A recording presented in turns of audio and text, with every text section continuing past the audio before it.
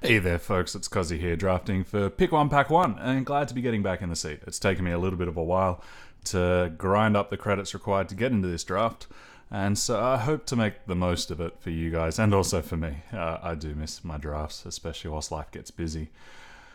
This opening pack is not super exciting. A rare is non-playable. Basically, you transform your opponent's decent card into a frog, and it's a card that's in their hand that hasn't even affected the board state yet, so I feel as though it's pretty underwhelming. Centaur Raid Leader is a decent creature, top end for a fire deck. It having charge as well as giving your next creature charge is sweet. Otherwise, I think Sergeant, if we're in those colours, is okay. Predator's Instinct is reasonable. Bright Mace Paladin is good, and Dark Return is very good. So it's really a choice between and the Dark Return. I am partial to a Dark Return, but I feel bad taking it this early. I'm kind of curious as to how other people evaluate the Raid Leader. Yeah, they see it as a stock C, which is about... that's a Centaur? Yeah, they see it as a stock C, which is about... I think that's a little bit harsh. I feel as though it's decent value for what it is. But I know that I've been on a little bit of a tirade of late talking about how this archetype or this meta of draft really rewards aggression. So to try and get out of it, let's take a Dark Return and see where it leads us. Instantly, we have a positive response. Amethyst Monument is a very good monument indeed. 3/3 lifesteal that could otherwise be a land when you need it is nothing to be sneezed at. It's worth noting that we saw the Awakened Student go through. Here, Field Captain is probably one of the more objectively powerful cards. Outside of that, we drop off quite quickly. Eastwind Herald is good, and Amethyst Acolyte is good. And the Acolyte is on colour, so we'll stay with it. A little bit nervous that I'm beginning to force already, but I don't feel as though I've seen anything better. Ghost Form is good if we have a series of infiltrate creatures, but we don't yet. We could take it speculatively on the assumption, but there are a couple of other decent cards that are still open here. Not great, but decent. I think the best of which is probably the Grunt. And so even though these two colours are not a normal archetype, in fact I'll need to look up what the name of the actual pairing is, I think I'd rather take it just to stay open and see what comes, because that will be more useful to me. Okay, so second Magma Javelin coming through. Either person on my right doesn't love fire that much, or yeah, they have a slightly different assessment on the Magma Javelin. I don't love it. I feel as though it's a one-shot piece of removal for a lot of things. Oh, we could take a Scheme or a Sauropod Wrangler. Very average card, you know, call it slap bang in the C range. It's not likely to get cut, but I'm really not excited for it at all. I think we know that we're going to be in shadow, so let's take the Scheme instead, just because there was so little to excite us. And now we have the opportunity to take a little Speculator or a Devour. Devour is a card I want one of, but I'm sure I'll see more, whereas Haunting Scream is an uncommon. I don't love the card. I feel as though it's adequate, but considering we have a Dark Return as well, this is going to build up a little bit of a combo if we start to see some infiltrate creatures come through. That is a very late Friendly Wisp. The fact that it's card draw if you have a fat creature can't be underestimated. By the same token though, I haven't seen much time go through, so I don't know if Xenon is open in any way, shape or form. Otherwise, the Trickster's Cloak is quite good if we do end up in a slightly more aggressive Feln Sheld. Or I could just take my Devour now. This is objectively the most powerful card, so we'll take it and speculate. We'll get rid of the other Scream. And now we have a choice between, if we want to get a little bit serious about the Scream, we could take the Snowslinger and start to look in that direction. Scavenging Vulture is still perfectly serviceable. I think we'll take the card that I know I'm going to be playing, and now all of a sudden we have this incentive to move. That's a really late, really strong Feln card to come through for me, and so that will hopefully be a good sign for me in pack 3. I don't think we're going to be playing the Aractodon. Okay, so the good news continues if we want to be heading into Feln. Tundra Explorer is good. Polymorph is premium removal. Torch is interesting to note is in this pack, but I don't think we're heading in that direction. Runic Revolver likewise. So I think we'll just grab the premium removal and be glad. That makes me sad though. It would have been nice to have been in colours, but I don't think we ever saw anything that could lead me there. In fact, whoever plays Time is going to be exceptionally happy. It's worth asking myself, I do have a Friendly Wisp. What would I be sacrificing? Currently, it's only really the Polymorph that's amazing that I'll be sacrificing. The Swiftblade is good but contextual, and the Haunting Screams for speculatives. This is more me thinking about the Pillar of Amar or the Elysian Pathfinder.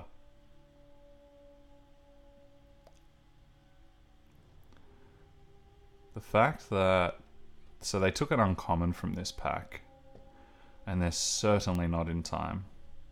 It's a very expensive Time card, but the Serpent Trainer is also quite good. Nah, let's not get crazy. Should have gotten crazy. I'm joking around a bit. Nothing super exciting. I think these packs are just deep in off colors. We'll grab the Frostkin. Okay, this relieves me a lot. I was beginning to get nervous that I was getting cut from the person on my left. What I mean by that is these packs are always being open to people proximate to you. So the packs 1 and 3 is from people on the right hand side of me. If you're to visualize, whoever is on some computer over in Belgium is on my right, and so I'll keep getting packs from them. And I was worried that the people on my left were in these colors, but fortunately seeing the Sapphire Dragon means... Seeing 2 Sapphire Dragons means I have a beautiful top end, and now all I need to do is make sure I get there. Given that's the case, I have a choice between a Direfang Spider and a Static Bolt. This is still relatively early in the draft. If you get 2 or 3 of these, they become exceptionally good. 1 is not going to ever make my deck on its own, whereas a Direfang Spider would. But I think that the ceiling is slightly higher on the Static Bolts if I get fed them. Yeah, so Time is achingly open. But we're just going to continue with that problem because they're not for us. So here I have a choice. We can have a card that's useful as Sacrifice that I don't quite love. We can have a Back Alley Bouncer, which is just a very generically costed card. It will make the deck almost all the time. Or we can play a Jotun Warrior on the assumption that the Sapphire Dragons are going to win for us, and go a little bit on the back foot. It's contrary to the Haunting Screams. In fact, we'll probably be going down to 1 at most in that build. But I think I want to be just that little bit more defensive and see how we go. Likewise, I get the same choice here. Blackguard Sidearm is the card for if you want to be getting aggro. Levitate is the card if you want to be cantripping and doing tricky stuff. Although that being said, with my Sapphire Dragons, if I can put Quick Draw on an Overwhelmed creature, they're going to be struggling. And I do have the Swiftblade, and I will be looking aggressively for a lower curve, but Levitate is also really nice. Just being able to cantrip and to give a guy flying. This actually gives me a more proactive plan, so I think we'll take that and see how we go. We're definitely not going to be playing a pair of Flash Freezers.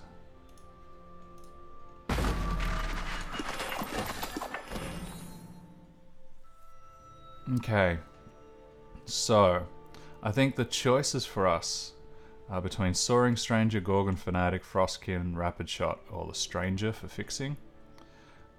And also for the 2-drops. When we look at our list, I currently have 2 2-drops and then 1 3-drop. We're very low on creatures.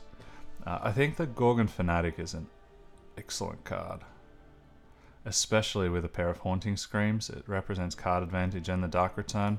I think I'm happy to head in that direction. That's a very good card. Did we ever get that Trickster's Cloak before? No, we didn't. Okay, so my choices. The reality is these are all astronomical cards for Rakano. I feel sorry for whoever the Rakano player is. They're going to look at this and want to take all 4, but they're only going to have to choose 1. For me, my options are I could splash Fire for the Morningstar. The card is that powerful. Shame these are double, but that's exactly why they're double pips, is to try and ensure that they stay in their solid colors. Or I could grab myself the Trickster's Cloak, which will beef up a creature, and if it is one of these, Not so excited to put on the Fanatic, but it does help out. And I think it helps me out a little bit more than the Rapid Shot at the moment. I think here we have a choice between Acolyte, Vulture, and Ranger. Ranger, it's interesting. I saw a Reddit post where John Finkel, who, if that name means nothing to you, it probably means you don't play Magic the Gathering. He's basically one of the greatest of all time in Magic and is a regular Eternal player under the pseudonym of Finkel.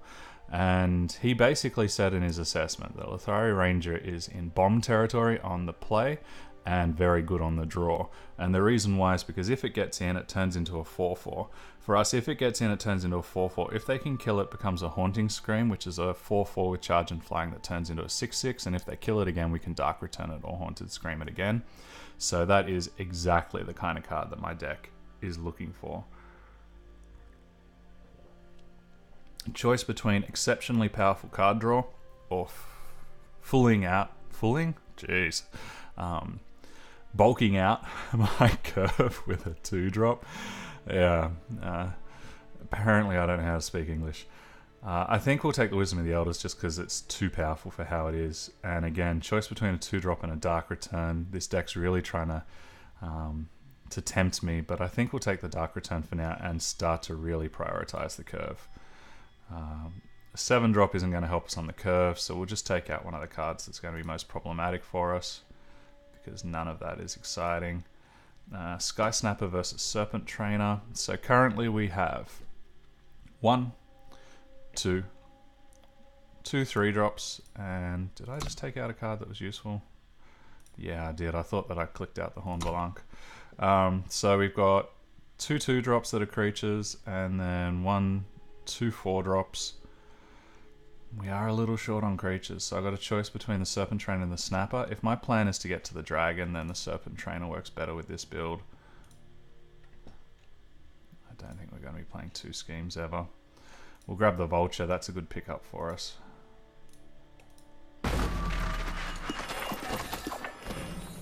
And wow, it's interesting to think about what if. I don't think there was enough for me to have... Well, there was a spot at the beginning of Pack 2 where I wondered about going into time. I don't feel like I was fed super well, but that could have been because I was just looking at the cards that were already in my build and getting excited by those. As is, none of this is for us. What is best for us is the 2-drop.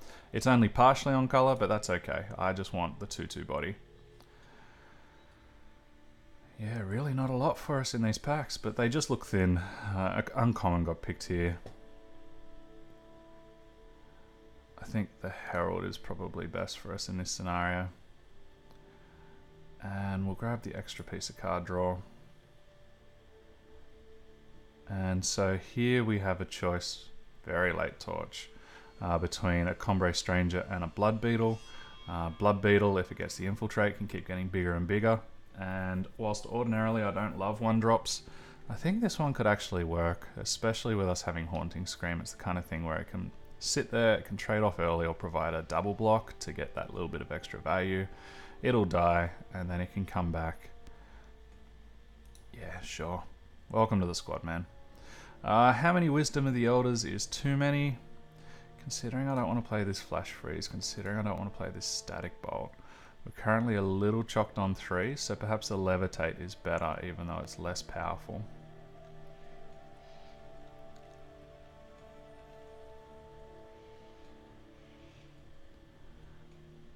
I'm just counting through how many creatures I have and how many spells are useful. Seeing if there's anything that I want to drop. If we get another Lethari Ranger, I'll definitely be playing 2 Haunting Screams. But it's up for grabs otherwise. We could just trade out the Wisdom of the Elders as an upgrade on Scheme.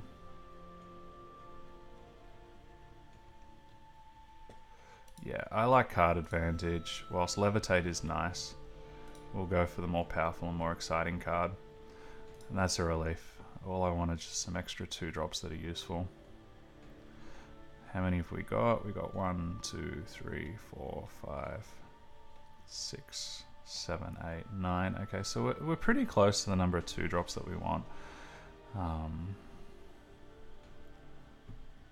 So I think we'll take the Levitate in this scenario. Okay, that's nice. We had the extra one come through, so now I won't need to have the stranger just for the sake of it. We'll get rid of those cards that don't look right, and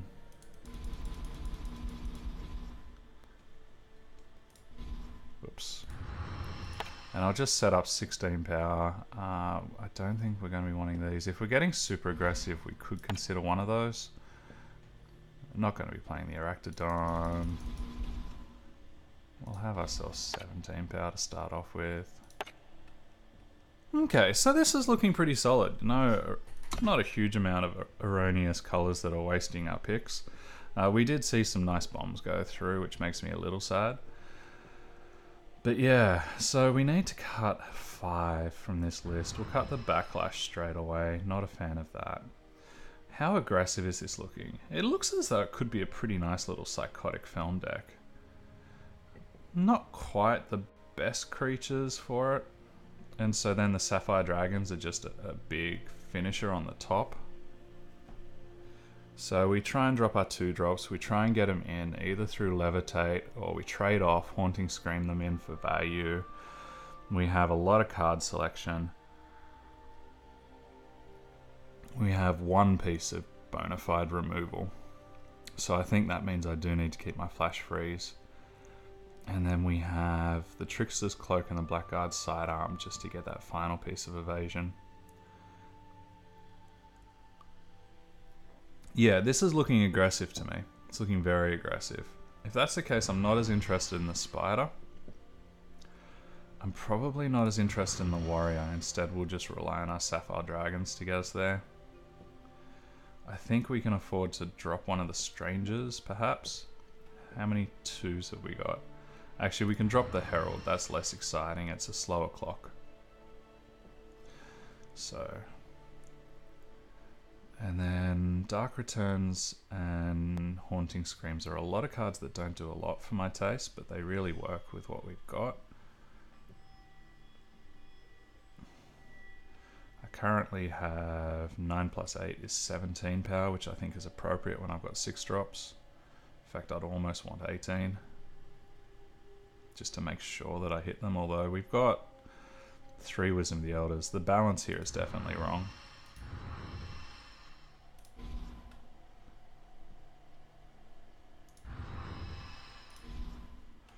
$17.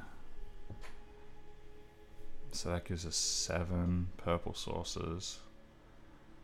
Although we do want a lot, so perhaps I don't split it up quite as aggressively.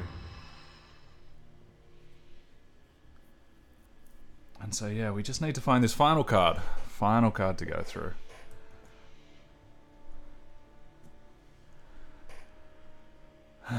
It could be that 3 Wisdom of the Elders is too greedy.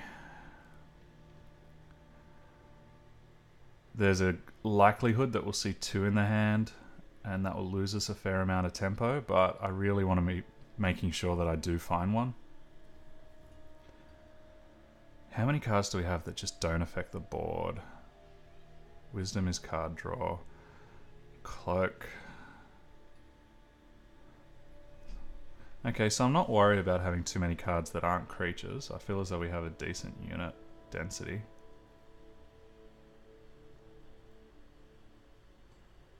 It feels wrong, but perhaps Wisdom of the Elders is the card. Levitate has the additional ability of giving one of my infiltrate creatures flying.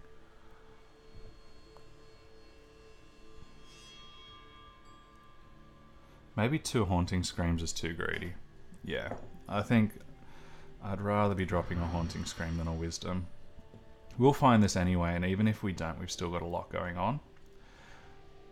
Whereas this is the kind of card that if I top draw... actually, we have a lot of creatures that work with it. In fact, everything except for our Sapphire Dragons could be Haunting Screamed. It gives us the opportunity to make extra hatchlings. It gives us the opportunity to stun an opponent. In fact, I think every single one of my creatures, other than the Vulture, has some kind of infiltrate or enter ability, which is sweet. It's very sweet. Hopefully means we'll be getting a lot of value despite being aggressive.